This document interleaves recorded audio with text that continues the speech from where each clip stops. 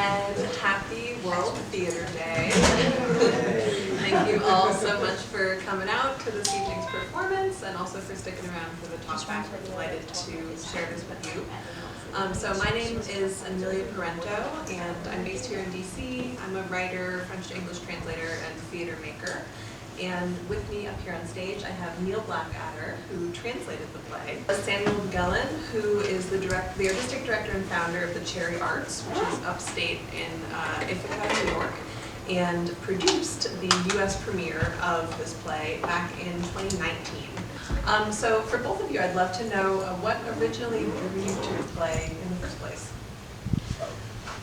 Well, I mean, Sam can talk about how we came upon it together. I had translated, I think, 2 or possibly 3 other plays by Rebecca by this point, so I have kind of an ongoing relationship with her. And then Sam and I got into a conversation about which of the plays by Rebecca was going to be a good fit for the Cherry, right? And I remember we had a lot, there was some I translated and some I hadn't, and this was one that we started talking about.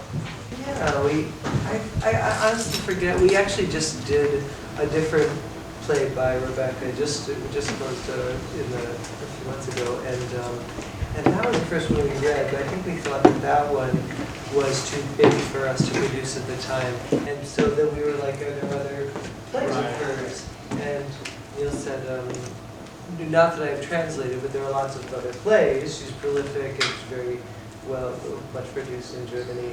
I mean, I found myself thinking, more than I'd expected to, partly because I understand why the focus has been placed on toxic masculinity, but it seems to me that the play has a lot to do with morality and the different levels of society, and how, as one of them says, I don't know whether it's Rowell or Slatko, the good neighborhood depends on the existence of bad neighborhood, and the fact that the good can only be good if there are other people who are doing the bad stuff that they don't want to do. I'll open it up to our audience. Any questions from you all?